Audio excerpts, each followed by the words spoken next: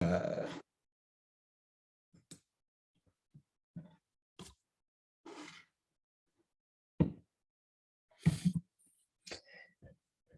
we'll allow just a minute or two for stragglers to arrive.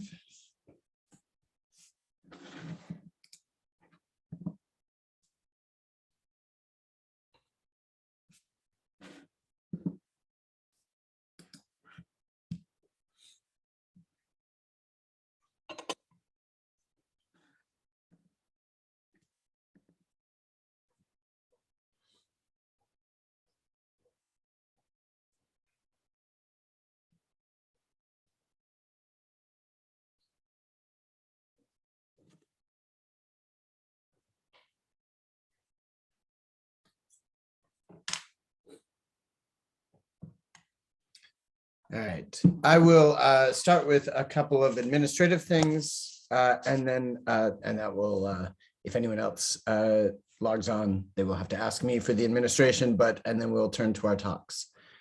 So welcome to the first CSSPE webinar of 2022. I'm Craig Aguil, a member at large of the CSSPE, and I'll be the moderator today.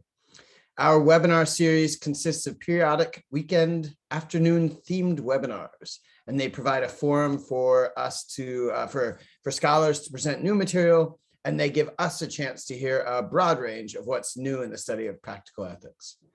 Our webinars are 2 hours long, and they are 2 papers, that's the norm. Each paper presentation is about 40 minutes, and then we reserve 20 minutes for discussion, for us to weigh in and with questions and comments. Today, we will hear 2 talks on violence, the forms that violence can take, how we discern and categorize violence, and how we respond to violence. Excuse me.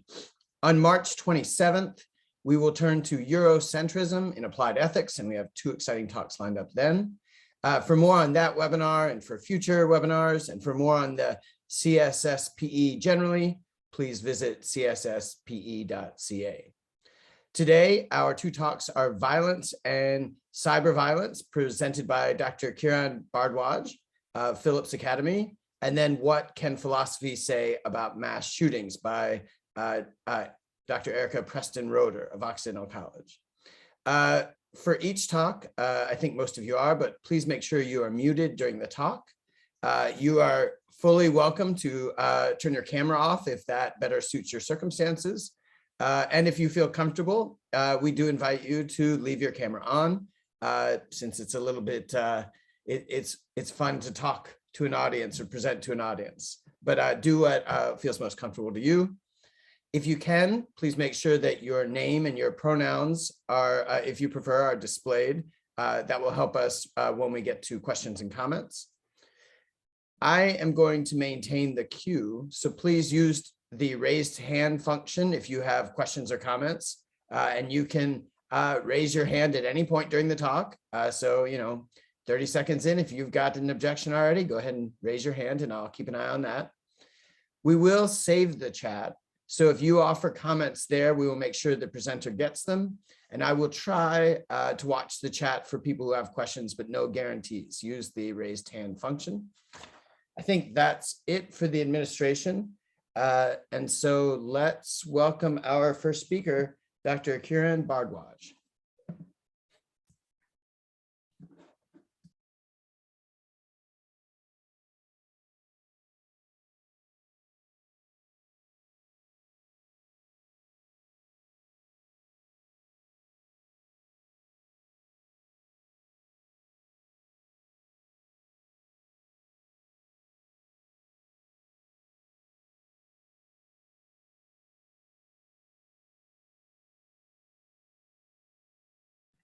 I'm not sure who is technically the host. I'm sorted now. I was briefly muted just by the structure of this, but we're sorted now. Good. Hello, everyone. Looking forward to being here today and to talk about violence and cyber violence. So for those of you who like handouts, I've dropped a link to my handout in the chat, so you can follow along on that as we go. But let me begin by sharing my screen, which has a PowerPoint. All right. Craig, would you give me a thumbs up if that is visible as planned? Amazing. Thank you. All right. So those of us here probably have a common set of intuitions about the most familiar kinds of violence. Things like murder, assault, and armed attack in war are all comparatively easy to label as violence. However, one of the tricky things about living in a world where so much of our experience is mediated by technology and where we're heavily reliant, if not fully dependent, upon our devices and the informational infrastructure behind them, is that certain kinds of cyber attacks seem like they should count as violence. So, for example, consider a cyber attack at a petrochemical plant that is designed to sabotage the firm's operations and trigger an explosion, likely causing injuries and deaths, not to mention the property damage. And that feels like it's a near parallel to the ways in which traditional weapons are used to commit acts of violence. Yet other kinds of cyber attack, stealing private data, for example, seem to be a different kind of activity or a different kind of wrongdoing rather than an act of violence. Christopher Finley's article, Just War, Cyber War, and the Concept of Violence, gives us an interesting account of how we might be able to differentiate between violent and non-violent cyber attacks. I think Finley is doing some good work here, but his account of violence is simultaneously too wide and too narrow. So in order to rework his account, I suggest we'll both want to narrow which kinds of property damage we want to count as violence and expand our understanding of violence so that we can explain why psychological harms and structural harms, such as the harms of oppression, can be, in fact, be the harms involved in acts of violence. So in particular, I'm going to offer you an account of violence that focuses on the ways that it serves as a kind of destructive harm to ourselves in a way that demonstrates the actor's intention to be aggressive towards or dominate the target in themselves. So for this talk, I'll begin by setting out Finley's account of violence and particularly the definition of violence he sets forward and how he thinks that definition allows us to distinguish between violent and non-violent cyber attacks. Then I'll suggest a series of proposed modifications to this account of violence. And then finally, we'll briefly return to the context of cyber attacks and warfare. All right, so let's begin. So Christopher Finley's 2018 paper, Just War, Cyber War, and the Concept of Violence, is an adaptation of just war theory to modern warfare. Just war theory articulates conditions under which the use of violent force in war is justified or perhaps even required. Finley's argument not only presents this view of what violence is, it argues that some types of cyber attack are morally equivalent to armed kinetic attack. And he says give prima facie warrant for armed kinetic defense in response to those cyber attacks. As mentioned earlier, it seems like only some cyber attacks are equivalent to armed kinetic attacks, at least plausibly. So Finley proposes to give us criteria to distinguish cyber attacks that are violent from those which are not. So Finley begins by rejecting what he calls the typical concept of violence, which is up on the screen right now. The typical view of violence has three main features: that violence involves inflicting harm through intentional action, that the kinds of harm are or are appropriately comparable to bodily harm. So for example, maybe psychological harm to the person, maybe damage to property. And thirdly, are sudden and forceful. Naturally, such an understanding of violence would exclude many kinds of cyber attacks. Some kinds of cyber attacks are surreptitious rather than anything that could be described as sudden and forceful, nor do they generally do bodily harm or anything similar to traditional kinds of damage to property. So in order to do justice to those kinds of cyber attacks that he does feel are comparable to ordinary cases of violence, Finley instead argues for a view he calls the double intent conception of violence. On this account, violence is the intentional infliction of destructive harm on targets chosen with the intention of eliminating or reducing the target's means of escaping it or defending against that harm. So paradigmatic cases of violence, kinetic violence, let's call them, rely on tactics such as speed, distance, secrecy, and surprise to narrow the window in which the target can respond, and thereby those kinds of violence fulfill criterion 2. The way that Finley understands this is that a sudden use of force is a means to reduce the target's means of escaping or defending against the harm. But suddenness itself isn't a necessary condition of something being violent. So this is one of the reasons why he put pressure on that more traditional definition of violence.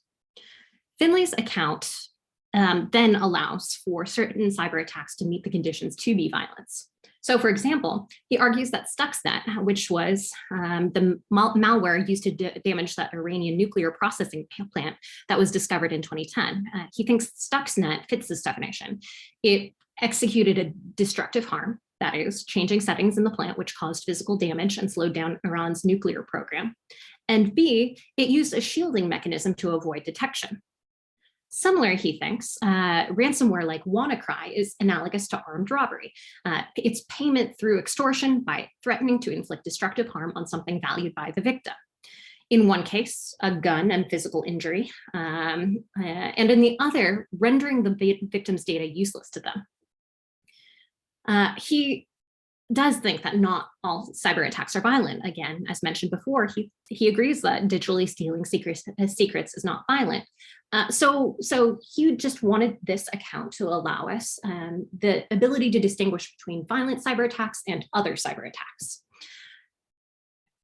Finley concludes by saying that if violent cyber attacks have all the features of violence, they can be treated consistently with other cases of violence and ethics. So that means, for example, that in warfare, where the kind or quantity of harm from cyber attacks are similar to the kind or quantity of harm from kinetic attacks, armed force could then be used to defend or as a response against cyber attacks, or vice versa.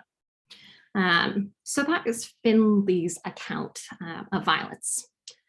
What I'd like to do next is go through some reasons that I think that we have to amend that concept of violence. I agree with Finley's proposal to use the definition of violence to identify how some cyber attacks function in a way that's morally comparable to kinetic attacks and can be treated as such. However, I think we should also pause to consider whether his definition of the term does everything that we want it to, specifically whether it captures all and only instances of violence. So in what follows, I'm going to suggest that his definition is in some ways too wide and is in some ways too narrow. And I'm going to suggest some amendments to how we understand violence and what follows. Okay, so back to the beginning. What counts as violence? The paradigmatic cases that we think about are those that involve physical injury to or destruction of our bodies. Again, assaults, murders, and the like.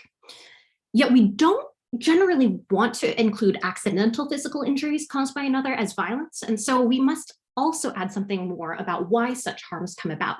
There's something about the intention that seems to need to be pinned down. Finley's double intent theory tries to build this special feature of intention in with criterion 2, which indicates that the person enacting that destructive harm intends to prevent the target's means of escaping it or defending against that harm. The intent is thus somehow to enact the destructive harm without recourse. However, I would suggest that this isn't quite accurate at capturing the exact intentionality of violence. It in fact captures too much. So for example, imagine a person asks their loved one to destroy their personal property that contributes towards an addiction. So for example, their stash of alcohol or their game console or what have you. The particulars don't matter so much. But they ask the loved one to do so in a way that they cannot defend against because they'll otherwise try to stop them. The loved one's follow through to destroy the property while the person isn't home might then meet Finley's definition of violence as a result. Obviously, this is an odd kind of example because of the person's prior consent to the destruction in question, and because the destructive harm is ultimately a vehicle to what both parties hope is some good. However, I think what it shows is the intentionality of the behavior matters to us beyond what is tactically pragmatic, which seems to be what his criterion 2 is directing us towards. And so I think that instead we should modify the account. So instead, I'm going to suggest that a better way to think about this intention is that the injury or destruction in question is a result of aggression towards or domination of the target, which seems to me what really is going on when we're bothered by the attitudes of those using violence. The person acting violently may intentionally want to show their power over their target. physically most recognizably, but also perhaps strategically, as in the case where someone uses secrecy in order to enact violence. Or perhaps they have an attitude that they want to achieve their aims, even at the expense of destructive harms to others, which I would say is a different way to establish such a power differential. So as you've seen up on the screen, I suggest that we rework the definition so that criterion 2 instead reads, an intention to demonstrate the actor's aggression towards or dominance over the target. I think this allows us to capture the tactics of violence that Finley was concerned with, given his version of the criterion. Secrecy, surprise, suddenness, all could be used as a means of dominating the target, who in turn failed to anticipate the destructive harm. However, I think it does better work in a different kind of way. It allows us to exclude unintentional destructive harms, or destructive harms that are consented to by the target, or destructive harms that are a result of intentions such as a desire to defend oneself. And I think those are all benefits, as well as picking out something important about this, this feature of aggression or domination. Okay, but we're not done yet. The next question is, what then should count as the targets of violence? Finley's definition is broad enough to allow a description of violence towards property, as well as to the typical physical harm. So on his account, taking a baseball bat to a car's windows, then setting it on fire would count as an act of violence. Similarly, his examples of violent cyber attacks, damage to data, as in WannaCry, or enemy nation systems or military products, as in Stuxnet, also might be defined as violent attacks despite being solely against property. I'm assuming no downstream harms to persons' bodies here. So as Finley notes, while some theorists include psychological harms or property harms as kinds of violence, other theorists like C.A.J. Cody and Trudy Gobier restrict the definition of violence to solely bodily harm in order to get away from some other messy features of bringing those in. So I'm going to go ahead and agree with Cody and Gobier that we want to take due care here. We should not treat vandalism, that is injury to property, as moral equivalent to an assault, that is injury to bodies. So let's back up one moment. One reason why we think that the paradigmatic case of violence, harms to one's body, is so wrongful is that the target is then something we rely on as the locus for our actions. Injury to or destruction of our bodies means that we can no longer carry out our ordinary projects or are hampered in doing so because this locus for agency is damaged or destroyed. While injury to or destruction of my property certainly does hamper my projects, it doesn't hamper the source of my actions, myself, in the same way harms to or destruction of my body would. So I may have to replace my car, divert funding to do so, and be hampered by getting where I need to go, hampered in getting where I need to go. But my car is not myself. And one of the reasons why we have such a strong set of moral intuitions about violence, I'd say, is because of the ways that they harm us as persons, as actors. So for that reason, I would argue, contrary to Finley, that destruction of property, even when done in ways that demonstrate aggression or domination, should not be categorized with the paradigmatic cases of violence. You'll see on screen, there's general agreement in this territory about bodies. And then with regards to destructive harm towards property, Finley said yes. I'm going to say no, but with some further exceptions. My thought with regards to property damage, even ones that exhibit features of aggression or domination, is that we probably shouldn't call it violence at all to avoid problems of equivocation, that we are meeting violence with violence where property damage is responded to by causing injury or death or calls for injury or death. So for those who do insist on calling aggressive destruction of property a kind of violence, I think those of you who would go for that option should, at the very minimum, take care to treat it as violence of a lower order or of a different kind. Because my worry is, again, a kind of equivocation between kinds. So note that I also disagree with Cody and Gobier that solely destructive harms to our bodies of the right kind count as violence.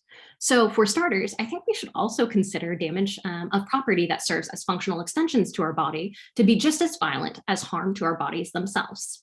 So, for example, I think that causing harm to a person's wheelchair or any other assistive devices is on par with harm to their bodies. Even though a wheelchair is perhaps more fungible in some ways, it's still an important part of one's agency. The schoolyard bully's destruction of their victims' glasses, in short, I think should be treated as wrongdoing of a higher level of severity as a kind of violence as compared to the bully's destruction of the victim's book. That still is wrongdoing, but not, I think, of the same kind. So in the realm of technology, this means that violence covers more and less territory than Finley's argument suggests. So being angry at and disabling a blind sibling screen reader is a kind of violence, but trashing their favorite item of clothing would not be violent. Again, just morally wrong of a different sort. A cyber attack that disabled an internet-connected heart monitor so it reports to a clinic that all is well, even when all is not well, would be violence, I would say. Although the use of malware that leads to a phone being bricked is not. So we should note further that some kinds of property destruction do have closer connections to violence as I've described it. Consider a thief using a gun in an armed robbery who shoots at a lamp to prove that they are serious, but they never point their gun at a person nor threaten to shoot anyone. At the same time, a reasonable person in the room could reasonably think that they might become the next target. In such cases, one might describe that property destruction as a threat of violence or as anticipated violence. So even though there's property damage, it's the relationship to the persons in the room that make that count as a threat of violence or as anticipated violence. Okay. What of the other extension that theorists sometimes make to the concept of violence? Psychological harms. Some psychological harms do indeed feel like a moral equivalent to bodily harms. If we have a special kind of concern about our bodies as a locus for our actions and our ability to pursue our projects, we should be no less concerned, I think, with harms that impair the ways in which our brain functions. And as we learn more about how conditions such as PTSD work, it is clear that adverse experiences can indeed impair our neurophysiological, psychological, and cognitive functioning. Not all aggressive dominating action or dominating action that harms us psychologically is the moral equivalent to the typical violent kinetic assault. Perhaps something minor is more of the bodily equivalent of a bruise, where it is temporary and easily moved past. However, I would say that major psychological harms or a series of experiences that function similarly seem to indeed impact ourselves, the ways in which we act and our ability to pursue our projects no less severely than bodily violence. So for this reason, I suspect that something like severe emotional abuse that destroys a person's self-worth and ability to act, that degree could be a kind of violence, even though it does not fit our typical understanding of violence. So I would say we want to continue to modify Finley's definition. So instead, I would say violence is the intentional infliction of destructive harm by human agents on targets that are or are constitutive parts of that target's locus of agency, using a technique chosen with a further intention to demonstrate the actor's aggression towards or dominance over the target. So this is a draft of my account of violence that I'm fairly happy with at this point. And what I'd like to do in what remains is to offer a few further extensions. First, let's talk about this big topic in the violence literature. Is structural violence violence? So this revision that I've offered to an account of violence might allow us to engage with this major dispute in this philosophical literature on violence. Sociologist Johan Galtung introduced the concept of structural violence, in which structural features of institutions do violence to members of oppressed groups. Galtung argues that a person can be affected by violence, it's rightly described as violence, if influenced to develop at a level less than their physical or mental potential. So A person could be negatively affected by social institutions and structures, such as patterns of economic distribution, prejudices incorporated in social policy, and embodied in health, transportation, and other institutions. In the literature, what tends to happen is, so Cody, Gobier, and Finley all agree that unjust social arrangements do harm, of course, but they don't think it's harm in the paradigmatic sense of violence. They all argue that the extension of the term violence to such kinds of structural injustices is inappropriate and would make the term too wide. At best, Finley says the application of the term violence is merely metaphorical. He agrees that these structural factors can cause great harm, but the use in this case is simply a rhetorical or metaphorical use, he says. To quote, "It harnesses the forcefulness that the term violence derives from its paradigm cases in which agents cause harm intentionally by certain means," end quote. I'm going to argue against those who don't include structural violence as kind of violence properly conceived. This is for a couple of reasons. First, we can be done injury by being members of an oppressed group. And of course, as Iris Marion Young famously pointed out, bodily violence and being regularly under threat of bodily violence itself serves as the face of oppression. So if we agree the thought from earlier that some of the damage done by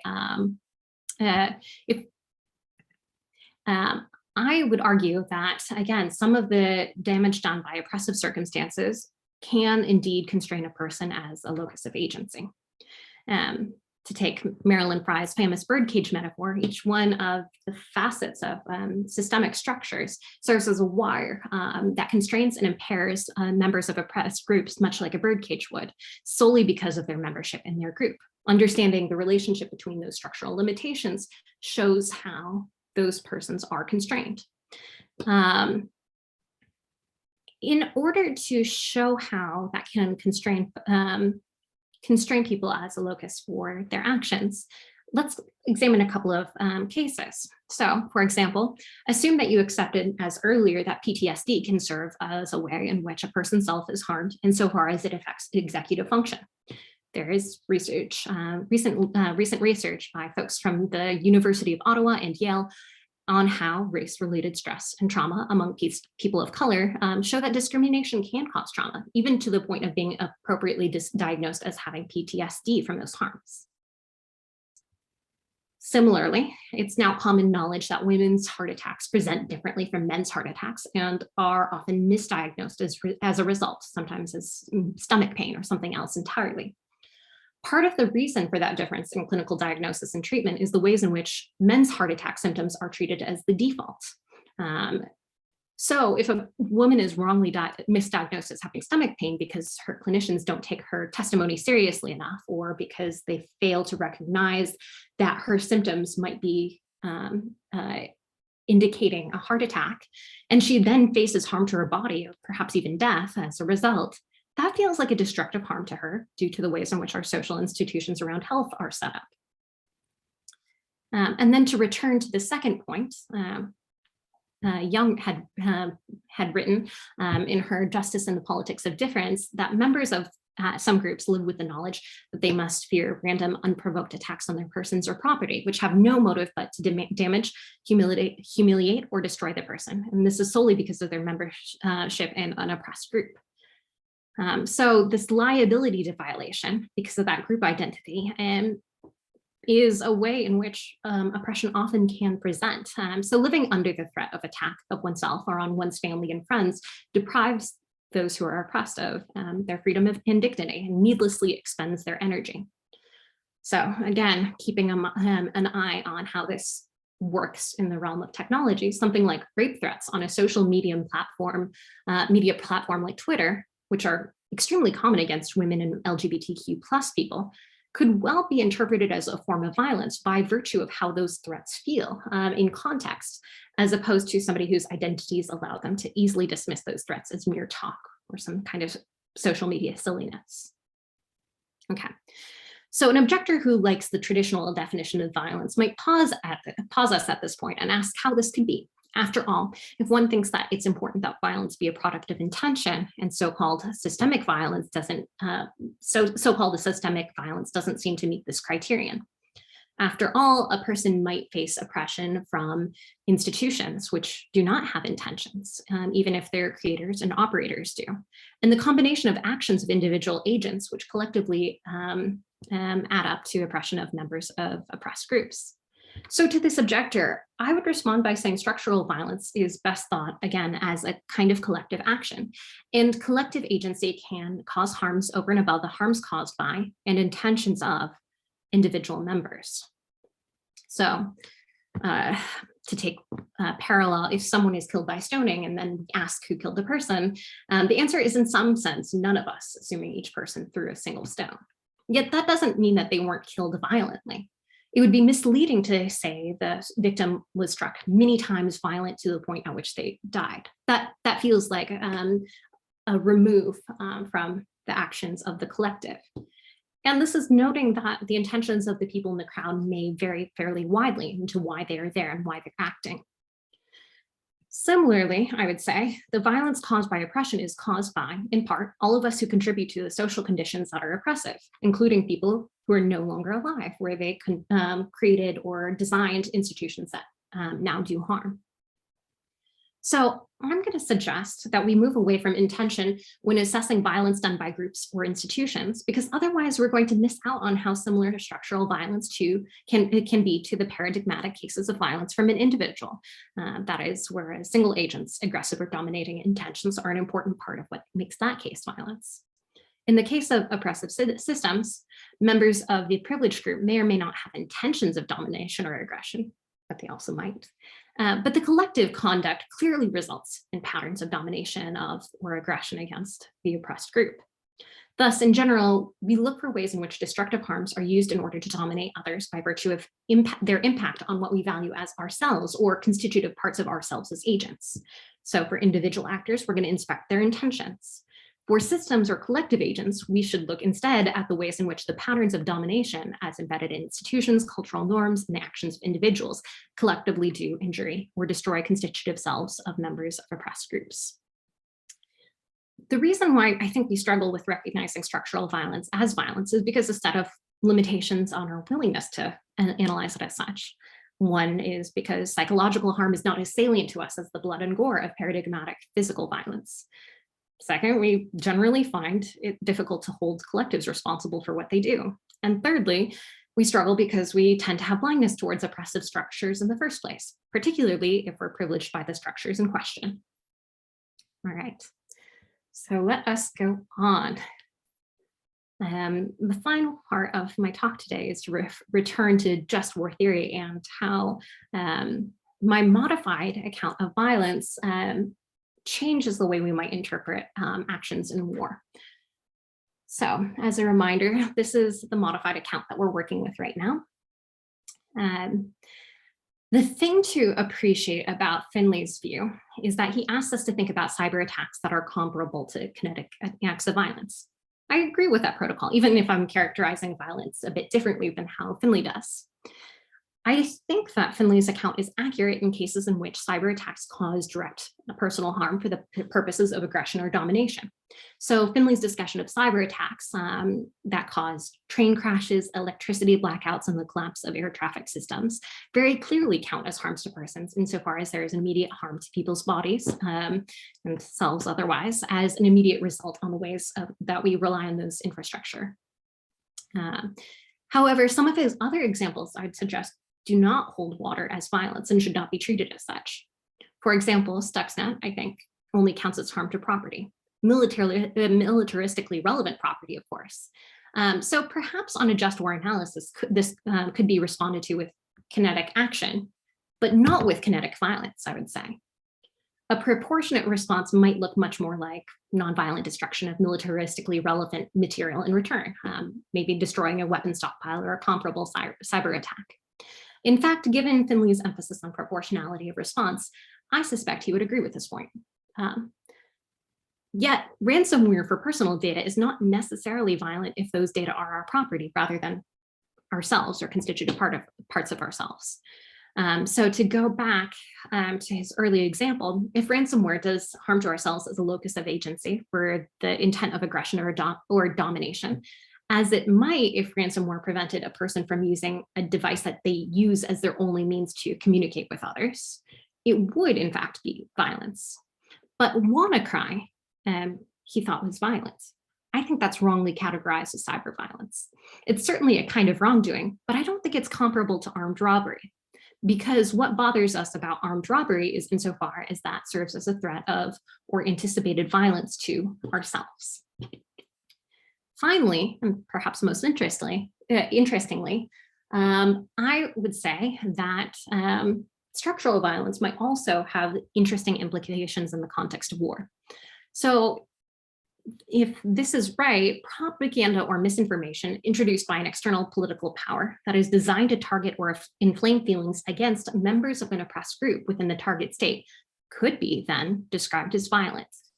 So one set of analyses of Russian activity on Twitter involves disinformation campaigns to polarize American political conversations by hitting cultural stress points, including, amongst other tactics, generating social content that might amplify bias and discrimination against members of oppressed groups.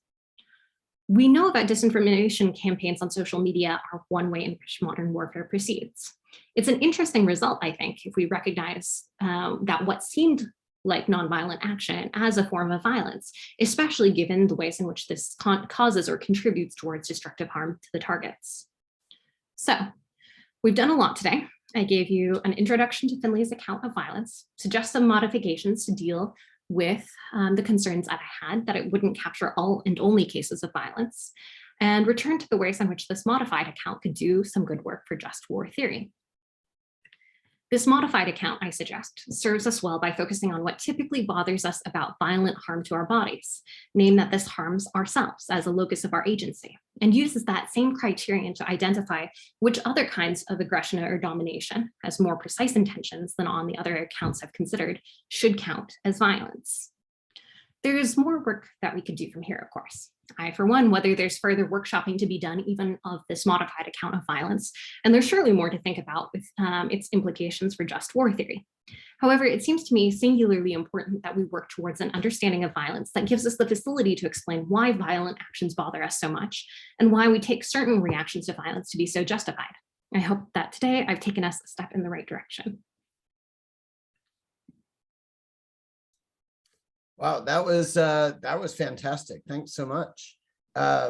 If anyone has questions, or if those of you who have questions or comments would use the raise hand feature that I think if you click reactions, it should show among the options applauding and then a raise hand option. I also I have to apologize. I meant to include a link for those of you who would want to learn more about our speaker. And I guess I will take the chair's prerogative to ask a question that I think was coming up a little bit in the chat. So as I understand it, the revised account of violence is doubly intentional, that one of the intentions is to cause harm to a target, and the other is that the harm be a demonstration of aggression or dominance. And I wondered whether that would exclude, let's call them cases of simple violence, where someone doesn't really care if I perceive what they've done as aggression or domination. All they really care about is that they cause me harm. So imagine my enemy hangs out on the top of the mountain as I walk through the valley and causes boulders to roll down the mountains, knocking me on the head. They don't intend for me to know that they did it. I'm not that savvy, despite asking this question earlier, to have guessed that they did it. So it's hard for me to see that as a demonstration of aggression or dominance, but it does seem, as the boulders hit me, pretty violent. So I was wondering, yeah, about that second. Yeah, absolutely. I've been thinking about this as well. And yeah, I want to say that that person's intention still, on reflection, exemplify a kind of will to be able to do something to your body, to you, in a way that shows their power, that demonstrates their power, their relative power. So by maybe causing you harm and getting away with it, whether or not you are a person who is able to recognize that they did me harm.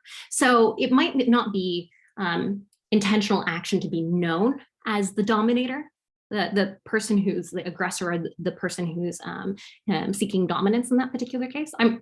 Again, this person who's rolling the boulders down the hill may not care about you and your reaction, your knowledge of the situation.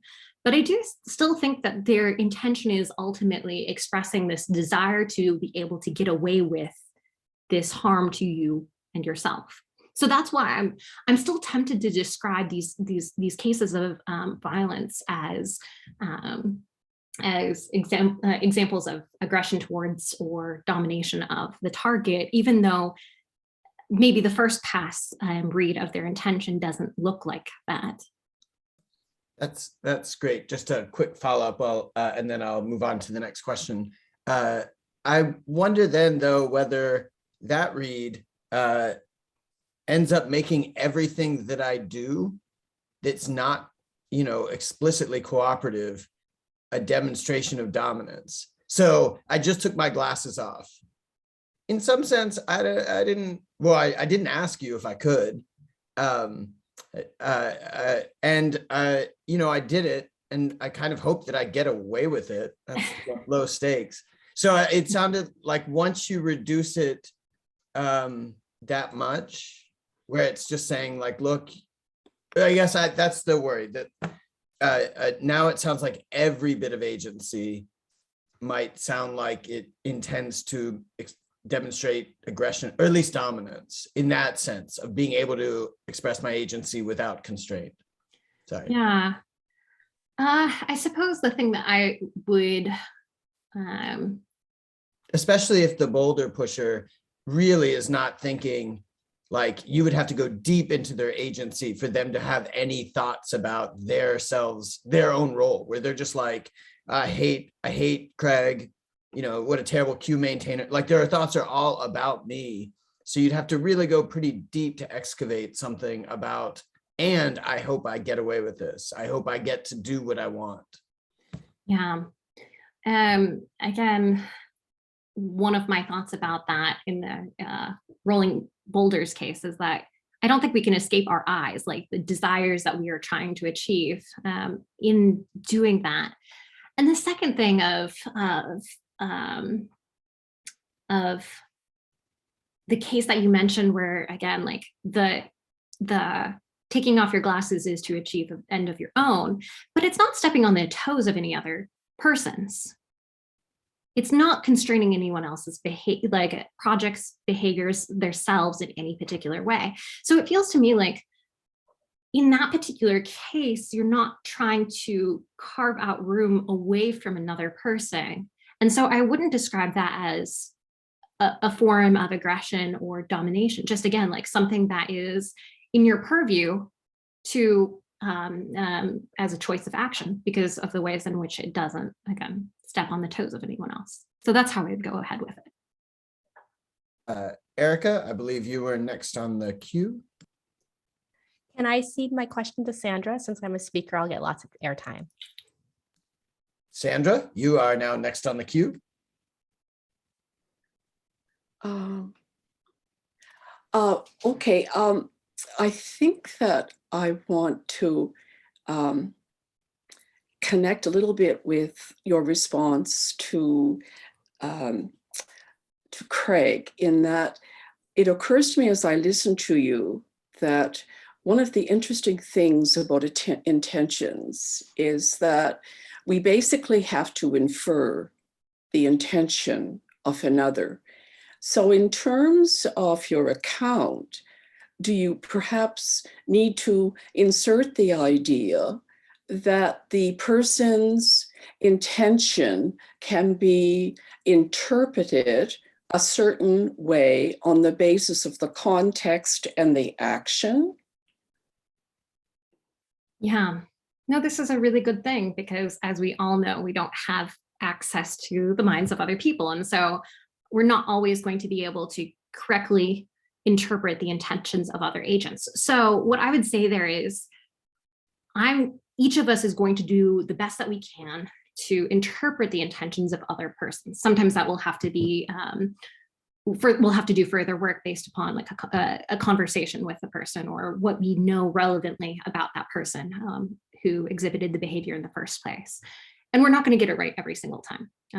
In fact, sometimes when we inspect our own intentions, we can be self-deceived in some ways. And so I think an important point here is I might not always even be right about my own intentions in my interpretation of my own intentions. And yet I think motivations matter, our intentions matter. And so there's a lot of this is like some tricky interpretive work of trying to identify what the best thing to say is about the person's intentions. But I think if ultimately the person is exhibiting behaviors that are trying to like exert power over others in ways that they aren't permissible, that like go beyond the bounds of reasonable action, then we're going to start wondering whether that is an act of violence. Certainly, I think it could be described as a different kind of wrongdoing. That's very helpful. I'm going to use this opportunity, if Craig permits, to ask a question that I asked in the chat. Is that okay, Craig? Thank you. It's a question about the systemic or institutional violence. I'm very interested, as others are in Canada right now, about in the institutional violence that was done in the residential schools in Ireland. And one of the things that seems clear to Canadians today is that violence was done in those schools. But if any of the people who were doing that violence were here to chat with us, I think they would argue that they were a means necessary for the best of all possible ends for Indigenous peoples. In fact, there are even people like Tom Flanagan today who probably would, I don't know if he'd say that, but he has said other things that are analogous to that. So what do you do in the context of intentions denied, or in the context of arguing this violence is necessary in order to achieve what is ultimately best for this human being? Right. So yeah, the residential schools feel to me like, I agree with your initial interpretation that this feels like an act of violence against both the children in those schools and the communities involved. So good, it feels like something worth handling. So to just ruminate a little bit more about the nature of that violence and then dip back to the question of intention. So the nature of that violence, again, feels like it's constraining the agency of the communities and how to raise their children, how to love their children, or even to be with their children in the first place, as well as like cultural norms of interpretation and understanding, right, in which those children were stripped away from those traditions. So that is one kind of violence to the persons, both parents and children in community. And second, I don't know the particulars about Turtle Island, but my understanding is there are also cases of abuse and neglect and other kinds of things that caused direct physical harm to children in many residential schools. So it feels like that's a case that might hit both of the ways in which that I mentioned earlier, in which violence could be enacted to members of oppressed groups. So to dip back to intentions, it feels like we're both inclined to say that the people who are running those schools would like to label themselves as having good intentions, but they're genuinely not. They are expressing like this intention to culturally dominate the members of those First Nations communities by taking their children away and separating the children from their communities and their culture. And so in that particular case, whether or not, it just seems to me like there is a misinterpretation of this paternalistic notion that they're doing the right thing, insofar as they've again, I keep going back to that phrase of more than stepping on the toes of the people who were harmed by those residential schools, but they have gone outside of the bounds of any kind of reasonable, a reasonable sphere of action that is within their purview by doing that to those communities. So that's maybe the direction I would go with that. What do you think?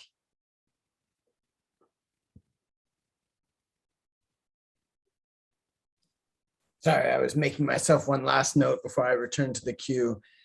We do have a few other questions. Vasant, I believe you're next on the queue.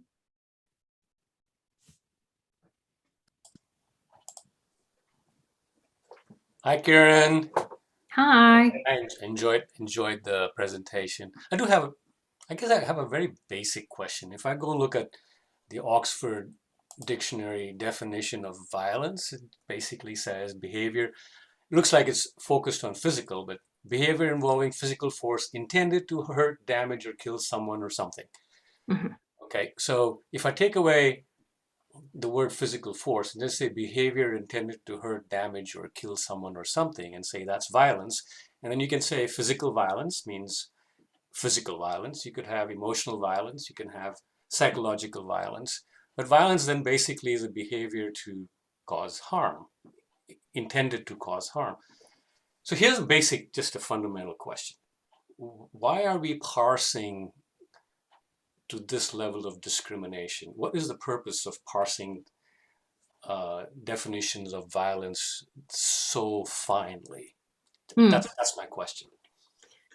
So one of the things that I'm hoping that this definition that I'm offering can do is it shows us why these different forms of violence that I think fall in bounds for as cases of violence serve as a common phenomenon.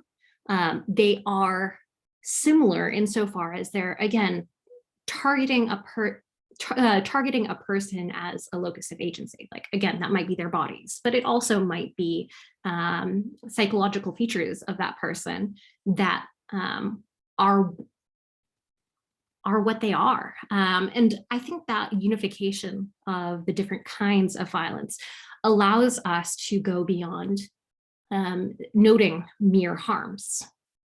I think it also brightly allows us to make this critical distinction between mere property damage, even though I think, again, intention that's aggressive or dominating matters, even in the case of property damage, like surely that matters. But again, I don't think it should be captured as a kind of violence. And then the final thing to note is the reason why I'm going for the interpretation that I do is because I think sometimes we neglect to recognize the role of aggression or domination in violent behaviors. I think this comes out again, like when, as in Craig's case, where he was asking about these simple cases that don't overtly seem to hold aggression or domination style behaviors. But I think those intentions are there, whether or not we would have initially labeled them as such. And I think we're going to do better if we can unpick those features, because we'll then better understand what's going on and why it's so wrongful in this specific way that violence is wrongful.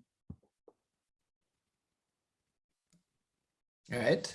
Next on the queue, we will return to Erica. I'm going to do something very exciting. I'm going to also turn on my video. Kiran, okay, so I have been struck recently I was looking at Supreme Court arguments on abortion, and one of the arguments was talking about, in her arguments, in the presentations, one of the lawyers was distinguishing between bodily autonomy and decisional autonomy, which I thought was a very nice and beautiful division. And this idea that to a certain extent, we have this bodily autonomy rights, nothing should interfere with my body. And that is different than this notion of maintaining my agency, my capacity to make choices about how my life will go. And that we can violate bodies in ways that don't necessarily interfere with our agency. Now, she didn't say this. This is now me layering on. I think we can violate bodies in ways that don't necessarily really interfere with our agency. So like if someone pulls my hair, stomps on my toes, maybe even twists my arm, maybe even punches me in the face, they may not really be impacting my agency, my ability. Like, I really feel like I want to say that's they're inflicting pain and suffering on my body. And I realize your goal is to pull together different types of violence, like cyber violence, where there isn't a body. But I am really inclined to say, like, if you take the body out of violence, you're missing something really important about our rights to our body, the kind of protection we should have to it, and the way that others sometimes are there to cause pain and suffering to us. And so I don't want to make it all about agency, and I don't want to make the body just a kind of vehicle for agency, which is what I felt like the story you were telling. So convince me otherwise. Or what do you think about that? Talk to me about what you're thinking. So I love this question. I think I'm going to have to come back and sit with it more in the ways that Q&A doesn't always allow us to do first pass answers that are always going to be our final pass answers. So this one I think might prompt me to change my story and as we go. Because my first thought is like, again, I agree with you, but that's a cool kind of distinction to be drawing between bodily autonomy and decisional autonomy. And yet, I don't know, I suppose I am initially attracted to the ways in which, like the thing that you don't want me to be doing, which is the ways in which, again, some kinds of harm to my body don't seem to impact my process as a decision-making agent. But I would say that, again, like hair pulling, even if it's a transitory pain, it might not throw me off in terms of action. Then I would say,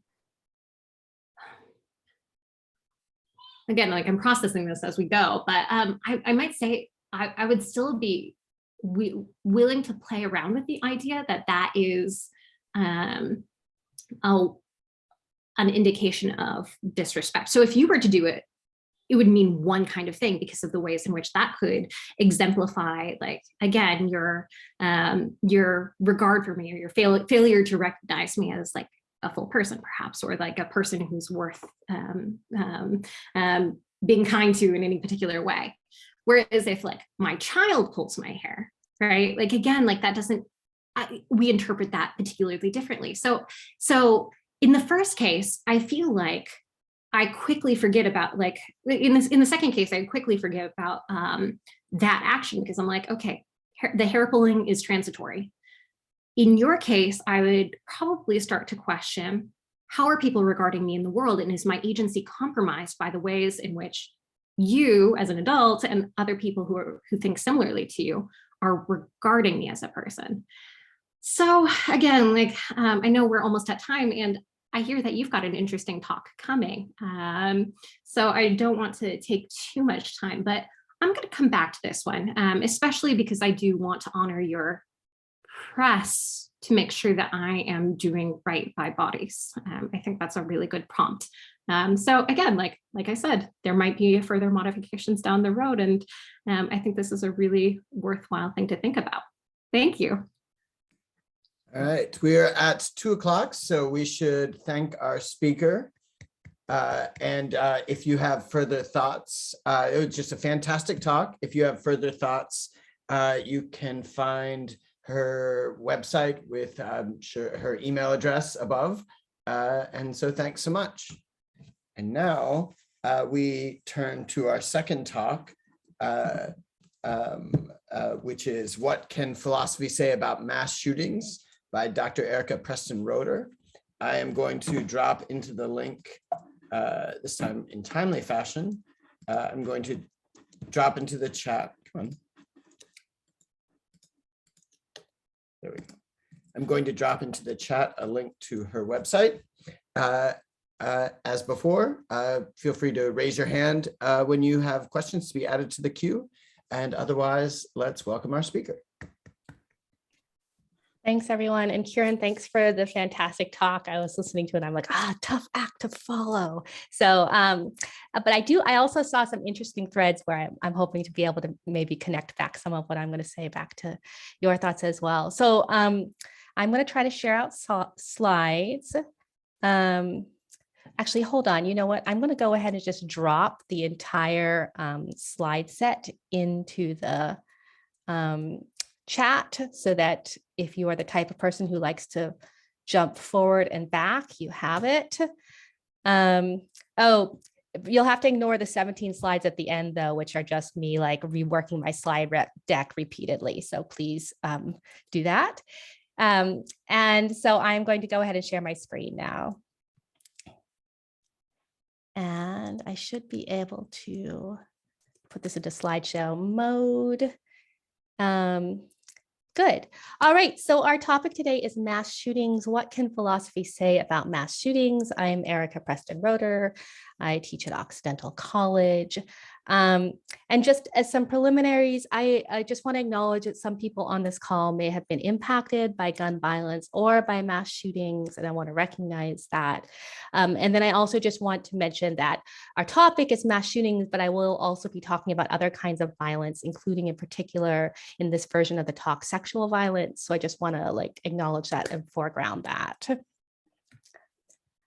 So why this topic? Well, I teach at Occidental College. I teach bioethics every many semesters. And I was thinking one of the things that I wanted to do as I was revamping the class a year or two ago, was I really wanted to think about what kinds of public health issues are most on my students' minds. And this was before COVID. What are my students grappling with? What has shaped their world? And this got me to think about gun violence and trying to make gun violence more central into the way that I taught bioethics. And I was interested in gun violence because a couple of years ago, I had done some work on injury and violence in the United States. And you may not know this, I think it's super fascinating data. So we're just going to start with a little data. I promise we'll get philosophical in a moment. But if you look at leading causes of death by age group here in the US, the way you read this chart is across the top, you have different age bands. So for children who are less than 1, the leading cause of death is congenital anomalies, right? Children born with birth defects. And then if you look from ages 1 to 44, that leading cause of death is unintentional injury. So it's not illness, right? It's injuries. And unintentional injury, what they mean here are primarily car accidents and accidental overdoses. And then once you hit 45, 65, now you start seeing diseases become the prime killers of people. So I think it's really sort of fascinating to think about the sort of overall mortality burden and how much it shifts during the life course. And in these younger age bands, unintentional injury is really the primary sort of threat. Now, if you look under this blue row for unintentional injury, you see this green row, suicide, and this red row of homicide, particularly in that 15 to 34 age bracket. And when you see suicide and homicide, when you see those numbers in the US, we are talking primarily about firearm deaths. So when we talk about the sort of burden of gun violence in the United States, we're really talking about that age range 15 to 34. Why do people die at that age? It's not because they're getting sick. It's because they're getting hit by cars, they're overdosing, or they're victims of suicide or homicide, primarily by gun. So there's just a bit of sort of broad context here about gun violence and the way that are sort of the younger students, the younger generations are being shaped by it. So all of this made me want to think about gun violence. Now, of gun violence, one very specific form of gun violence is mass shootings. And this is a map of all of the mass shootings in the United States as tracked between, I believe, since 2009. And so as you can see, mass shooting events have taken place across the United States.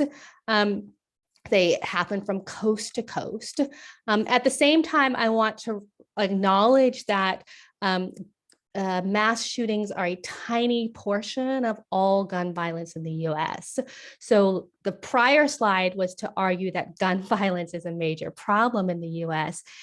This slide, though, we need to start thinking about the fact that even though there are many mass shootings are actually a fairly minor portion of the overall gun violence in the US. So to put that into context, in 2019, about 40,000 people in the US died by firearm, about 60% of those deaths being suicide.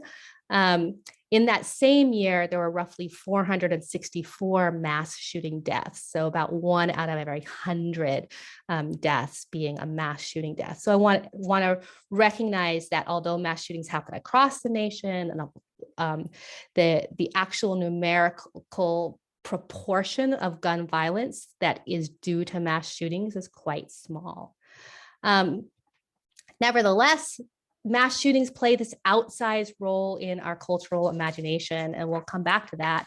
And that's one of the reasons it was something that I wanted to think about and that my students wanted to think about, because even though there aren't that many mass shootings, they've shaped our lives in different kinds of ways. So my students might talk about the active shooter drills they did at their high schools when they're growing up. And so I don't know if this is a thing in Canada, but here in Los Angeles, actually going back all the way to kindergarten and I think even preschool, my children have participated in annual active shooter drills where they practice locking the doors and covering in some sort of safe place in case there was an active shooter on campus.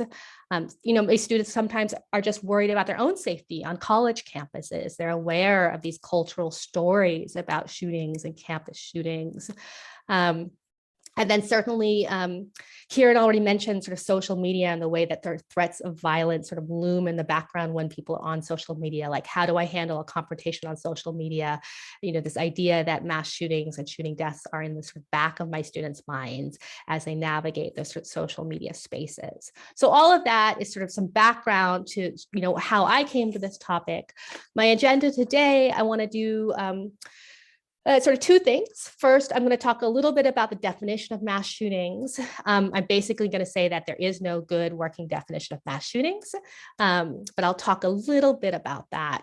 And then the heart of our topic is to look at 3 features of mass shootings, that they involve indiscriminate killing, that they take place in public places, and that they're recurrent in our society. And I want to talk about the ethics and emotive significance of each of those 3 pieces. So I'm going to say, why is this feature normatively or ethically significant? And then I'm going to try to say how thinking more about that feature of mass shootings can help us understand the complicated emotions we sometimes have in response to these tragic events. So that's our broad goal. So let's just start with a definitional question, though. What are mass shootings? Isn't a mass shooting just an event where many people are killed by a firearm? No. So here are some examples of events which are not mass shootings in sort of the common use of the term. A domestic event in which a partner kills multiple members of their family, like an aunt and 2 children and a wife, though is not commonly what people think of when they think of a mass shooting. Or another interesting example is a wartime event might involve the killing of multiple people by a firearm and yet would not typically be called a mass shooting. To be fair, some journals will say that they just define a mass shooting as any event where 4 or more people are killed by firearm, not including the shooter. That's a pretty common definition in journalistic standards for what they will call a mass shooting event. But even they don't actually follow that rule because they never refer to like wartime events as mass shooting events, for instance, right? Here's a definition that the Congressional Research Service used a few years ago and that will pop up in various places, which I think is a little bit better than the sort of strict standard of just 4 or more people. a mass shooting, these are incidents occurring in relatively public places involving 4 or more deaths, not including the shooter, and gunmen who select their victims somewhat indiscriminately. The violence in these cases is not a means to an end. The gunmen do not pursue criminal profit or kill in the name of terrorist ideologies, for example.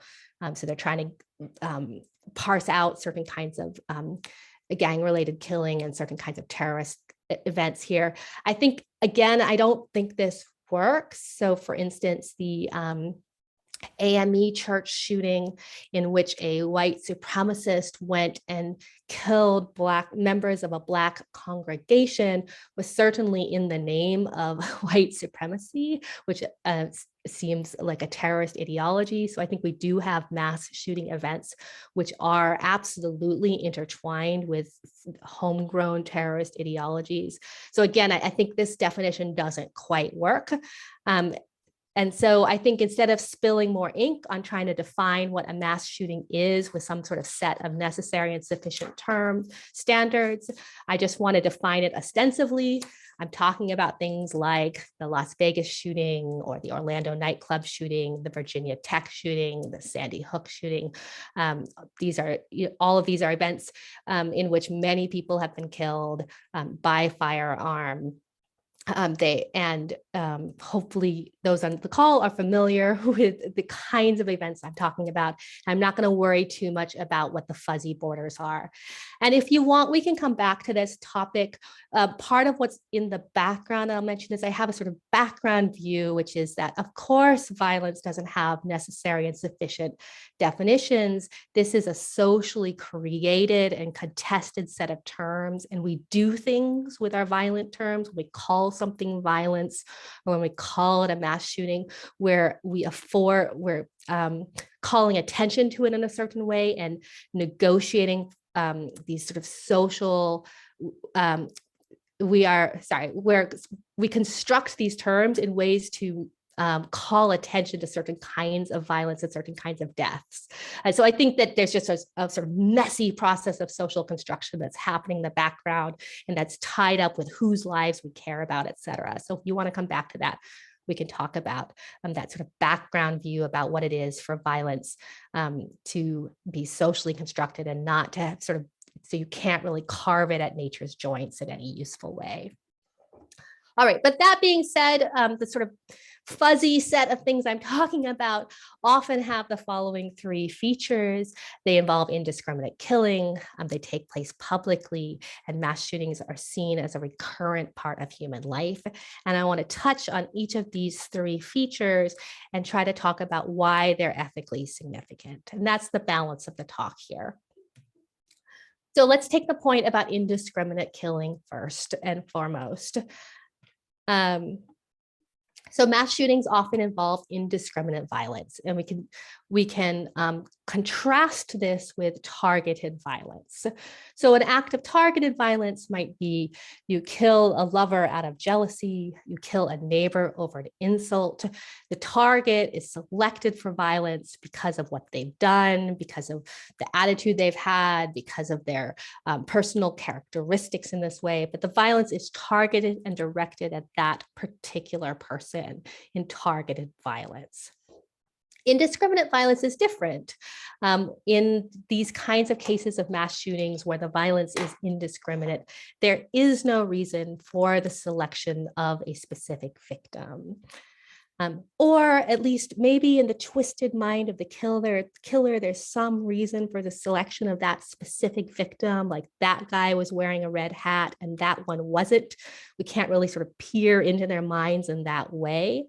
But those kinds of considerations, although they might be causal, are not the sort of things that are comprehensible to the rest of us as reasons, in the way that in a sort of standard targeted killing, we can make a kind of sense out of it. So from our perspective, the killing in a school shooting or one of these, or an Orlando nightclub shooting, there's no rhyme or reason to why one person is shot instead of another at these mass shooting events.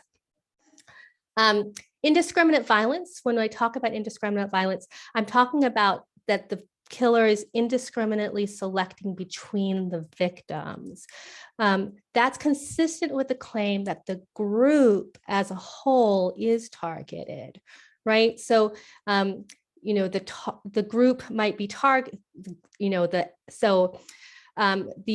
the group of people, Orlando nightclub attendees, that group is targeted, but within that group, the selection of specific individuals is indiscriminate. Or to offer the example of the AME church shooting, the shooter very much selected and targeted African-American churchgoers, but once at the church, indiscriminately killed between the different people in the church. So to say that the violence is indiscriminate at the level of the individual is not to say that, to say that the violence is indiscriminate at the level of the individual leaves open the question of whether the group has been targeted. I just want to make that clear. So if we think about this feature of mass shootings, that they involve the indiscriminate selection of specific victims, is that an ethically significant feature? And I think it is an ethically significant feature of the violence. I want to talk a little bit more about what it is to select victims indiscriminately. So Sarah Ruddick has this wonderful paper on September 11th, and she's talking about how the September 11th victims were treated, in her words, as nothing, in the sense that they were treated as fungible accessories to a plan that inevitably involved death. And she argues, and I think she's right, that part of what turns our stomach about certain kinds of violent events is that the people in them are treated as if their individual moral worth, their character, their relationships themselves, who they are is irrelevant. And that the person in that particular form of violence is reduced to being merely a victim, a sort of interchangeable placeholder within a violent plan. And so there's a difference between how targeted violence is carried out, which is very much about the person, and how indiscriminate violence is carried out. And that part of what we find shocking or chilling about certain acts of indiscriminate violence is this sort of fungibility, is the indiscriminate treatment of the victims. And let me just say right there, I'm not claiming there, and I'll say more about this, I'm not claiming that the indiscriminate nature of violence makes indiscriminate violence worse than targeted violence, just different, and that it's a different, slightly different kind of wrong, and that we respond to it slightly differently because it is indiscriminate. So to conduct violence indiscriminately is different than to conduct it in a targeted way. It's ethically different, and we respond emotively differently because of that. So zooming out a little bit, part of what's going on here is I'm thinking about how do we think about the wrongs of violence? We can think about the wrong of violence just in terms of this, just what we might call the outcome. Like 4 people lost their lives. And so if we're trying to think about what's wrong with violence, we just look at like, well, how much harm was done? 4 people lost their lives, 5 people lost their lives. It's worse if 5 people lost their lives. A violent action that results in more harm is a worse action. And we just look at the outcome. I think that's clearly too thin. We clearly need to think about more than just the outcome of the violence. So we also have to think about the action of the violence. What was being done? So, you might once we start trying to characterize an action, we can either characterize the action quite broadly, like, well, 4 people were murdered, or we can characterize quite specifically 4 people were murdered by a mass shooter who fired indiscriminately into a crowd. And part of what I'm arguing here is that as we characterize our violence more specifically, as we start talking about the how that an act of violence was carried out, in doing so, we describe additional morally significant elements. So when we talk about mass shootings, a mass shooting, for instance, in which 4 people lost their lives, we're not just saying 4 people were murdered. If we want to ethically understand what's going on, we have to think about 4 people were murdered in an act of violence which involved treating them indiscriminately. We need to sort of more fully specify the act.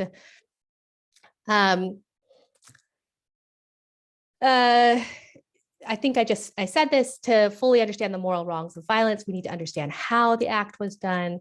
And then related to that, I'm making the emotive claim that when we hear about an act of violence, sometimes as those how facts get specified, as we learn more about, well, how was that murder done, we sometimes respond emotively to those additional moral wrongs we hear about. Like, not just were 4 people murdered, but 4 people were murdered in this specific heinous way. And because of that, we find the act, we'll use words like disturbing or chilling.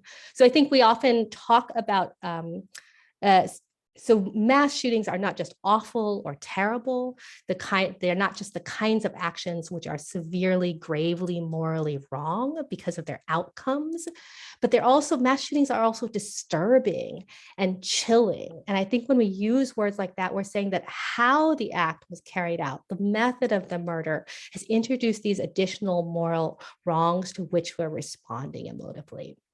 So I think attending to the how of the violence both reveals moral wrongs and can also help us understand our own sort of complex emotive responses to those moral wrongs. Okay, so a couple clarifications. Indiscriminate killing occurs elsewhere. I'm not claiming that indiscriminate killing only occurs in mass shootings.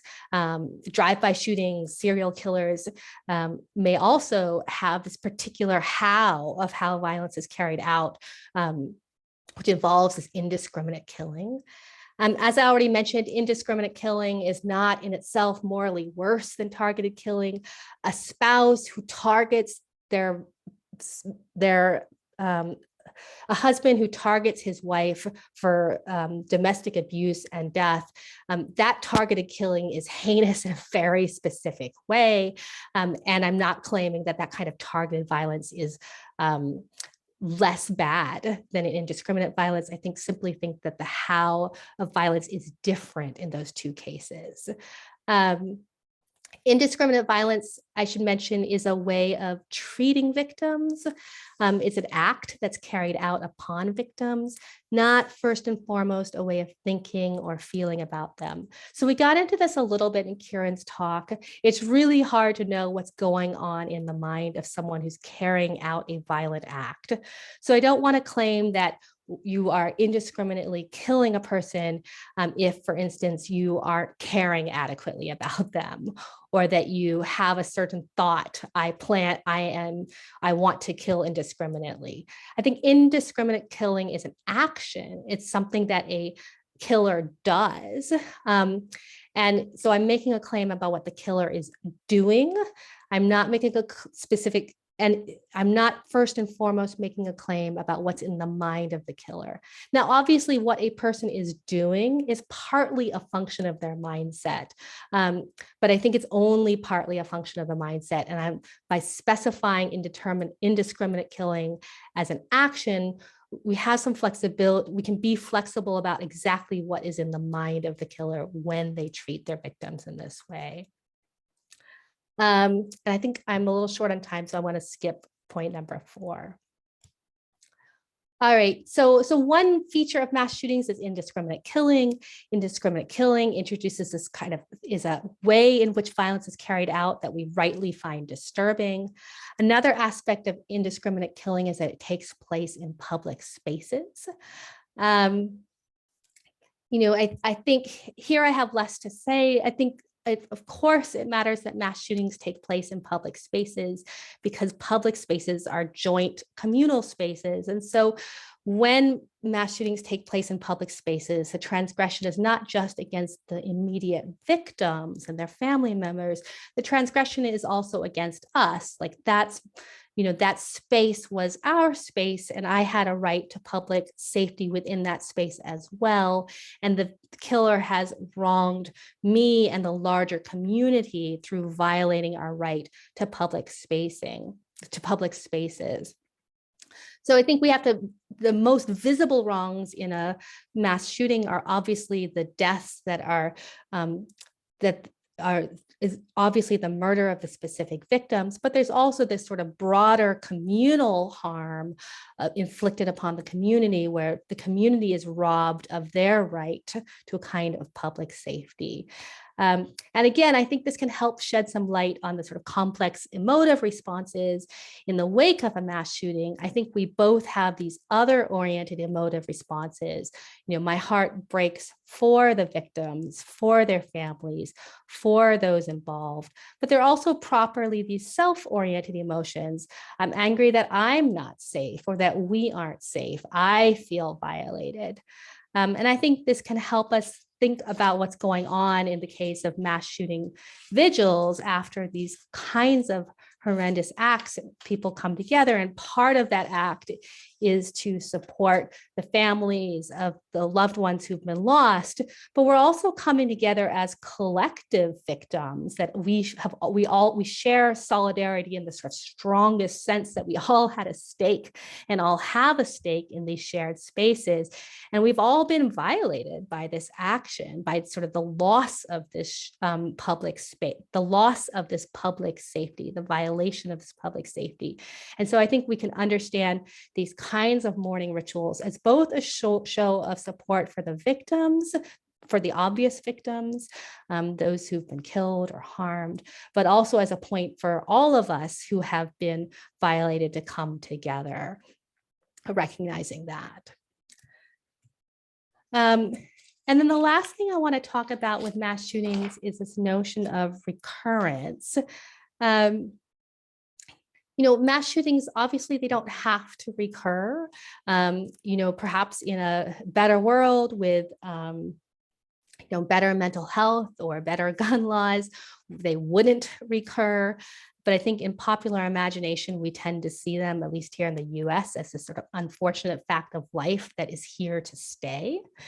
And in this, mass shootings have some limited similarity to forms of race and gender-based violence. So I, like Kiran, I'm going to quote Iris Young here. Here's Iris Young talking about systemic violence, not structural violence, but systemic violence. She writes, "The oppression of systemic violence consists not only in direct victimization, but in the daily knowledge shared by all members of the oppressed groups that they are liable to violation. Systemic violence is a social given that everyone knows happens and will happen again." So obviously there are huge dissimilarities here between mass shootings and race and gender-based violence. There are dissimilarities in the sheer scope, for instance, of domestic violence versus mass shootings. There's also dissimilarities in the fact that groups that are oppressed on the basis of their race and gender face oppression in other aspects, such as economic aspects of their life, in a way that mass shootings, because they can happen to anyone, there's not that kind of background condition of material inequity. So there are obviously important dissimilarities here to race and gender-based violence. But what I think is helpful out of the Young is that she calls our attention not just to the direct victimization, but also to the impact of this daily knowledge that we're liable to violation, and what it means to live in a society where a kind of violence is, in her words, a social given. And so that's what I want to talk about. And it harkens back to those comments by my students early on about, well, it's always in the back of my mind. I want to, what does it mean to have violence always in the back of your mind? And one part of this is simply fear, right? So the fact that mass shootings are recurrent, and together with the fact that that victims are selected indiscriminately, means that there's sort of this helpless fear in the background. It could be me. There isn't anything I can do to avoid being a potential victim. The violence is out there. It's going to strike again. And this sort of, there's a fear of the recurrent violence, and there's no way to avoid it, right? So one kind of regrettable consequence when fear is systemic in this kind of way is that we have to live with this kind of helpless fear, right? So that's one problematic aspect of systemic violence. And fear is an unpleasant emotion. So of course it's bad to live with fear, or fear might cause us to live our lives less broadly or less vividly. So there are all kinds of issues, obvious issues with living our lives in fear. I think another aspect that reflecting on Young should make us think about is what she and I are going to call social imagination. So here's Young again. She writes, systemic violence is always at the horizon of social imagination, even for those who do not perpetrate it. According to the prevailing social logic, some circumstances make such violence more called for than others. The idea of rape will occur to many men who pick up a hitchhiking woman. The idea of hounding or teasing a gay man on their dorm floor will occur to many straight male college students. So Young is calling this the sort of social logic of violence. When a form of violence is systemic enough and familiar enough in our society, we come to know its social logic. We come to have a shared social understanding of how it should occur, or the way that it's supposed to go, or the context where it's supposed to arise. And we develop a kind of familiarity and fluency to the norms associated with this violence. And I think Young is calling attention to the way that, to this kind of familiarity we can gain with violence when it's present in this way. So this term social logic, Young doesn't spell it out for us, but I think we can usefully think of it as the stereotypes and norms about violence. In this case, that mass shootings are carried out by troubled men, that they not untypically happen at schools, etc. We have a sort of familiarity with these stereotypes and normative norms about the violence. This familiarity, in turn, with the social logic tends to shape how we see each other and our world. So Young talks about, picking up a hitchhiker. One might see the hitchhiker, and one's familiar enough with these stereotypes about rape to see the hitchhiker as a potential rape victim. In our case, talking about mass shootings, we're familiar enough with mass shootings that, for instance, if I have a tumultuous confrontation with a troubled student, there's a part of my mind that might be reflecting on, well, could this get out of hand? Could this student, how troubled is this student? Is this student a potential shooter? Or dropping my child off at school, I might see that site not just as an educational site, but also as a potential space of killing or of death. So this familiarity with these norms and stereotypes changes how we see each other and how our world. And finally, that seeing each other and the world in this way, I suggest, constitutes a distortion of our social imagination. And I'm calling it a distortion, not in the epistemic sense. I mean, maybe it is that too. Maybe we sort of see this too much. We overestimate the probability of such events happening. Surely there's just sort of epistemic distortion in that straightforward way. But I think the more interesting claim here is that this is a moral distortion of the way we see each other and our world, that it would be better if I could see the student as merely see my troubled student as merely an upset youth, perhaps with some sort of background mental health issues, or that I see my child's school only as an educational site. My claim then is that the existence of systemic violence, when it is systemic in this way, we become fluent in its social logic, and that distorts the way we see each other and the way we see the world. And you might think I'm therefore saying, well, am I saying that we should ignore mass shootings, that we should sort of stick our heads in the sand like an ostrich and just sort of obliviously ignore the possibility of this and try to see each other in the most rosy, optimistic light? And I'm not saying that. I'm trying not to say that. I think there's a difference between having accurate beliefs about mass shootings to know that they happen and that they are out there, and becoming fluent in the social logic to develop a kind of awareness of mass shootings that frames the way we see each other and the world in this more robust sense.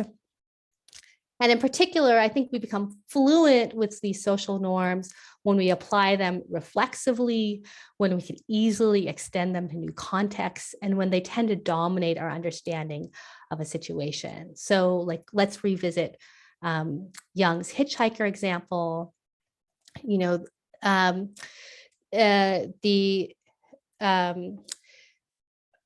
it's sort of one thing, you know, in Young's original telling of that story, the young man picks up the hitchhiker, and in her words, you know, the idea of rape occurs, right? There's aware that this is a context within the sort of social logic of that form of violence.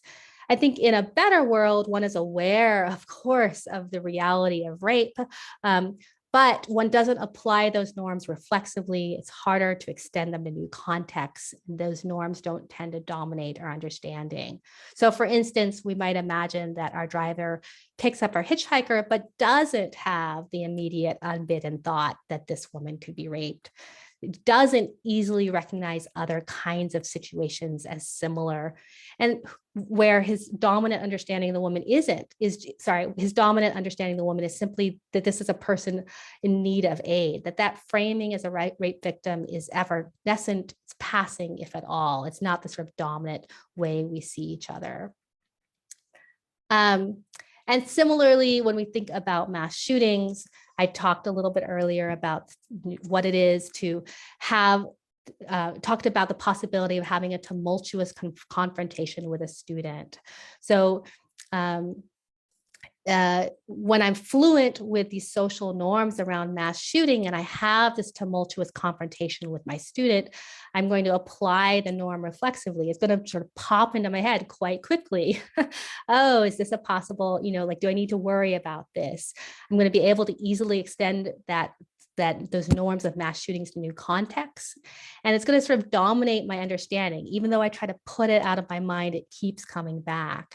I think in a better world, we're aware of the reality of mass shootings, but we don't have this kind of fluency. So I have that interaction with my student, but the possibility of mass shootings doesn't jump immediately or unbidden to mind. I'm not going to quickly recognize other situations as similar. And my dominant understanding that students going to continue to be just someone who has a temper or someone who has an underlying mental health issue. I'm not going to sort of see them quite so vividly through that lens of mass shootings. And so the final thing I wanted to say about this point about social imagination is, like, why does our social imagination matter? I mean, one reason might be simply that, you know, the norms that we accept, the way we see each other is going to have consequences for how we act upon the world and what we do. I think obviously that is true, but I also think our social imagination matters intrinsically. I think our way of seeing each other and seeing the world as part of who we are. And that when we tend to see some ways of seeing the world are better than others. And so mass shootings are detrimental in part because they make it harder for us to engage in ways of seeing each other, which would be more ideal. We can't see each other merely as students or friends or colleagues because we're going to be clouded by the reality of mass shootings as well. And then finally, I just want to say, you know, my claim is that in a perfect world, there would be no mass shootings. And one reason this is good is that we would be able to relate to each other with social logics that aren't distorted by violence. But that leaves open the question, like, in the actual world where there are in fact mass shootings, is it better in some sense to be fluent in such social logics, to see each other through these lenses? For instance, you might think that being fluent in the social logic of mass shootings might allow for better advocacy or might allow you to better protect yourself. Personally, I'm inclined to doubt that fluency is required for those kinds of practical benefits. I think just knowing that mass shootings exist is probably enough. But that's really a secondary argument here. I think my primary claim is just that we need to attend to mass shootings, not just because they're heinous events, but also because they distort because they are recurrent, they tend to distort how we see each other, and that it would be better if we could see each other without this lens of mass shootings. All right, so just to conclude, I've suggested we can better understand the horrors of mass shootings and our own complex responses by focusing on 3 elements. First, that they are indiscriminate killings, and that we rightly recoil at the sort of indiscriminate killing of others. To kill indiscriminately is to wrong in a way that goes beyond the wrongs of murder in and of itself. Mass shootings are disturbing, not just grave wrongs, because of the way that victims are treated. Second, I said that mass shootings violate our shared public spaces. They harm the victims, but they also violate us, our communal right to public safety. And so the sort of fear or rage or grief we might feel is not just empathetic or vicarious, but some of it is on our own behalf, on our own violation. And finally, I argued that mass shootings distort our social imaginations. Insofar as we become fluent in these norms of systemic violence, we come to see each other differently through a darker, a more twisted lens, and that a better world would be one where we left this social logic behind. All right, and that's all I have. Thank you for that talk. That was grim, but great. Very, I would exercise my chair's prerogative right away, but each question I wrote, you answered 3 slides later. So that was just a really great talk.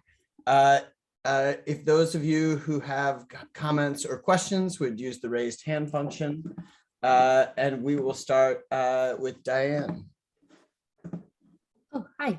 Thank you so much for your presentation.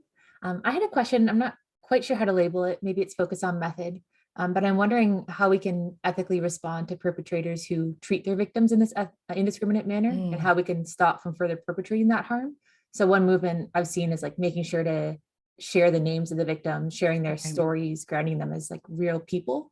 And that's been especially in like the gender-based violence field. And I think of missing and murdered Indigenous women and the movement to say like, it's not just statistics. And I saw that come through a little bit less so in the presentation. Maybe it's more in your paper. It was due to space. But I'm wondering if this like naming and sharing of stories is something we should build in when we talk about mass shootings in accordance with your account. Yeah, I love that. That's so interesting, Dan. Yeah, absolutely. So how do we sort of restore the sort of personhood back to these individual victims? And I certainly see like journalistic, there's sort of journalistic standards going in that way, right? Like there's less and less of like putting the killer's face front and center. And often that's contextualized as, well, we want to avoid copycat shooters, right? But I think we can also think of that as, but I like framing it not in the sort of practical, like how do we avoid future violence, but as this sort of restorative framework you're placing here around the journalistic standards, that if the shooter is erasing a kind of individuality of these victims, we can, through this kind of collective naming and collective recognition, restore some of that individuality back. And I really want to think about that. I want to think about that both.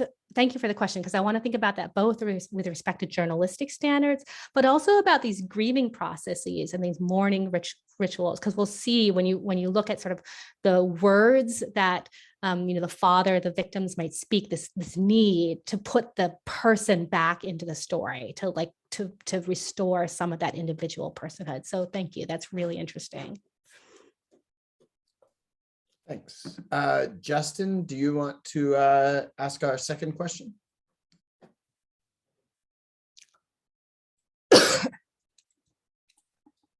Sure. Hello. I guess on the flip side of what you just responded to, is there sort of an imperative for the media and society, well, American society, to almost anonymize the killers, or I don't want to say hide their identity, but like make them less of a celebrity? So for copycat, but also like to de-incentivize or sort of, I don't know, remove some of that motivation. Yeah, right. So and also to in the last part of my talk, I talk so much about what it is to sort of distort our social imagination, and the distortions of our social imaginations and our capacity to become fluent in this social logic is not a direct function of the violence itself. It's a function of the violence itself, mediated by the journalistic coverage, as well as the fictional coverage, the fictional creations that create that social imagination, right? So I, would absolutely agree with anonymizing coverage of the killers as much as possible to prevent copycats, to remove the incentive. But I would say also, certainly in journalistic coverage, and particularly I think in fictional coverage, fictional descriptions of these events, I would love to see us sort of dial back our fluency, to stop creating this massive fluency we have around the social logic of violence. We of course need accurate facts that these things happen, that they're serious, that we need to, take appropriate steps to protect ourselves. But the, number of late night crime dramas that involve mass shooting events and the way they propagate those stereotypes, I think does a real damage to the way that we see each other. So people like to go after the journalists. I want to start by going after the late night crime TV writers and the way that I think that they are destroying, the way that they are harming social imagination. And then secondary, I think the space of the journalist is of course more complicated, because on the one hand, yes, they propagate these stereotypes when they report, but on the other hand, they do need to tell us what's going on in our community. So I think that's a more complex case, and the low-hanging fruit are the late night crime dramas. Great, thanks. Kiran, would you like to question? Yeah, I'd be happy to go next. Thank you so much, Erica. I really enjoyed this talk. So one of the things that I was hoping I could get you to speak more on is with regards to this last point about the distortions of the social imagination, particularly in terms of how you are giving us normative advice about how we would proceed in an ideal world. So for example, you'd say, hey, it would be great if we didn't apply these norms, these distorted norms reflexively. So as in the hitchhiker case, that person doesn't thinks of the hitchhiker as somebody who's in need of aid, and not and maybe only in passing as a rape victim. And one of the things that I think when I'm thinking about that same case is that might be the ideal in some sense, but I'm more interested in how we get there. And I worry that if we're advising folks to not apply those norms reflectively, that's a good thing. But not knowing how those norms work feels like a problematic thing. For example, I think it might be far more successful for the driver to recognize the ways in which violence against women and sexual violence against women works in the world, and that their relationship to a woman they pick up who's hitchhiking in the world is mediated by the fact that she is a woman in the world. And so it's one of those things where I feel like here identity seems to matter, and recognition of the norms as distorted feel appropriate. This might actually, I think, work differently in the second case that you. So in short, I just worry about the ways in which that driver could proceed without recognizing the way in which the woman has to, the woman who's hitchhiking has to proceed with a certain kind of double consciousness, her perception that she might be picked up by somebody who sees themselves as entitled to her body.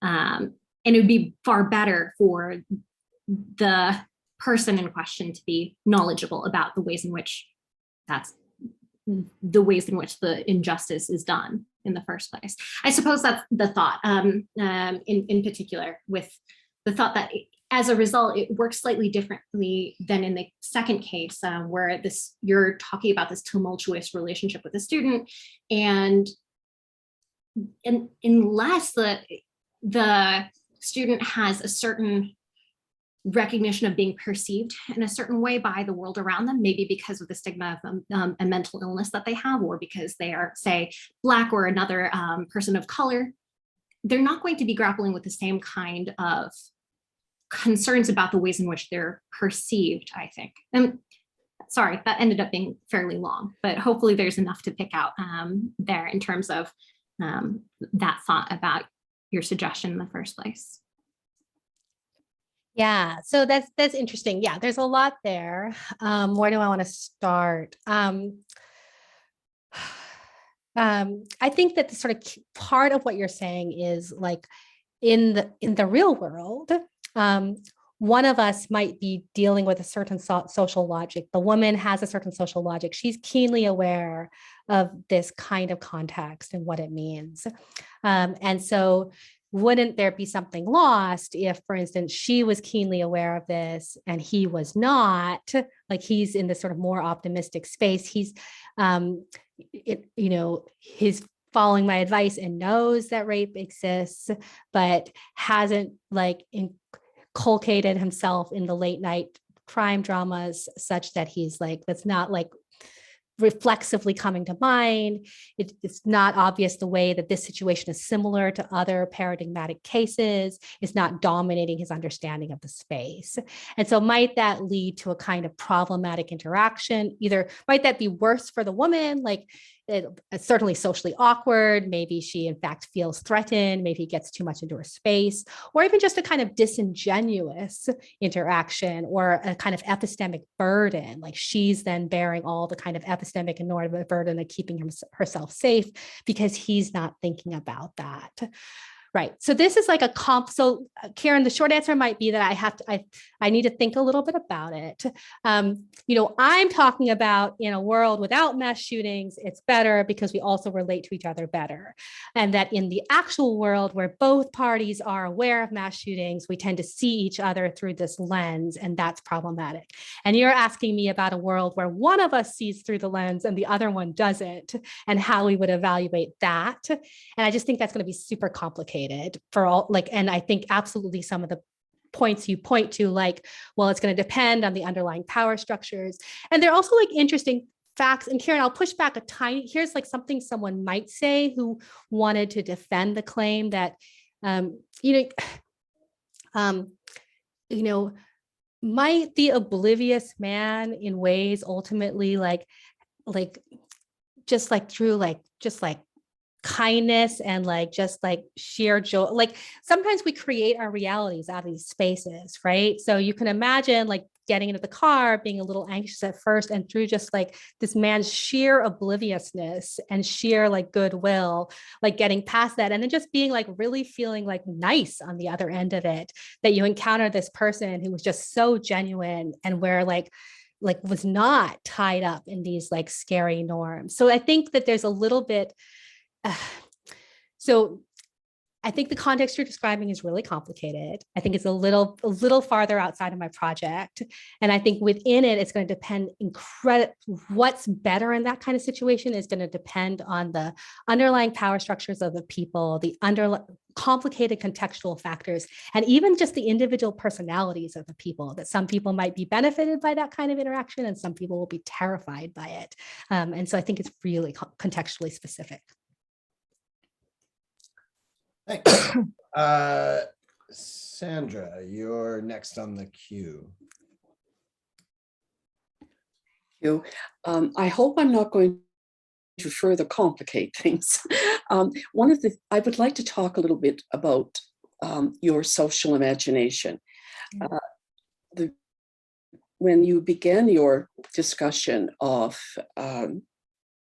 mass killings, it became evident very soon that what national papers have called in Canada a mass shooting would not qualify by your definition. In May of 2021, there was a so-called mass shooting in Nova Scotia, but it's not recurrent, and people in Nova Scotia don't expect it to recur. So the kind of social reality in Nova Scotia means that the social imagination that approaches others with worries that it's going to reoccur, that this could possibly be someone who would do violence, indiscriminate violence, that kind of reality did not develop and is not developed in Nova Scotia. Now, you could say, well, it's not mass shooting, and then my question wouldn't matter. But I think the question of social imagination is still a relevant one, because it does seem to me that it could very well be tied to time and place. I think even in all of Canada, and maybe even in different parts of Nova Scotia, the social imagination would be very different. I know that my fear of mass shootings would probably be much more real if I was living in a place on your map that showed a whole lot of them, right? So maybe the kind of approach to mass shootings, which in Nova Scotia was, we're going to understand why this happened, and we are going to make the police not let it happen again. Could you talk a little bit about the potential complexity in differences of social? So you cut out a little bit at the very end there. But I think what you're trying to say is that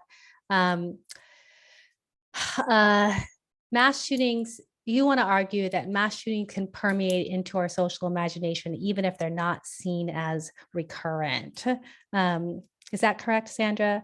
You're saying, look, this is seen as a one-off event, is not coming back again. Nevertheless, it's framing the kind of fear and the kind of experiences and the kind of way that people see each other. Is that right? Well, the first thing I'd like to ask you is, does the fact that it's not recurrent or likely to occur again mean that we cannot or should not, as philosophers in classrooms, call it a mass killing? Okay, so that one's easy. Of course, you can still call it a mass shooting. I'm very, I am a like let a thousand flowers bloom definition. These features are characteristic. They are not necessarily sufficient definitions. Yeah, I think that of course you can still call it a mass shooting. And then I think that what your point, and then I think we're sort of getting at like what counts as recurrent. Like it sure sounds like people conceptualize this mass shooting event as belonging to some class of other mass shooting events, such as these ones that we've had in America and have received extensive coverage. So it's still, I would, even if like that specific shooting in mass in Nova Scotia isn't going to happen again, I take it that there's fear that some kind of event like it will happen again. This isn't like a one and done. And that's part of the reason people have this ongoing fear, and part of the reason that there is a kind of reshaping of how they see each other. Could I interject a little bit? Mm-hmm. In that, you're right. We are very much aware that in other places in the world, there will be mass killings. However, very unlikely that there would be one here. Gotcha. So if we Okay. don't will be one, we're not anticipating. Yeah, so it's sort of, so the social logic you have is something like, it's not supposed to happen here. This is the sort of thing that's supposed to happen in America or in other places, but it's not supposed to happen here. We need to prevent it from happening again. That's Absolutely. interesting. Perfect. Thank you. Yeah. So I definitely think the social logic is highly contextually specific. And let's also be really clear, the social logic is very distorting of the reality. So like on that map of that I showed you in the US of mass shooting events. So that map they draw as 4 or more killing. They usually use this just blanket 4 or more killings. And like 60% of those are domestic abuse situations, guys. Like the vast majority of time, what a journalist, what falls under a violence researcher's definition of mass shootings, which is usually this phrase simple 4 or more shootings, although even they don't attend to it, because if it was a warfare, they would take it out. But what they call 4 or more shootings, a vast majority of them are not are even targeted, right? Like they involve, and even like the famous mass shootings like Sandy Hook begin with a targeted killing of like a mother or a woman in the home, and then spiral out to these later indiscriminate acts of violence. So like when I mentioned that I don't subscribe to any kind of nature's joint view about violence, and that I think we massively socially construct the space of violence, I'm absolutely thinking about, for instance, the way that I think in the popular imagination, domestic abuse and mass shootings are seen as two opposite things.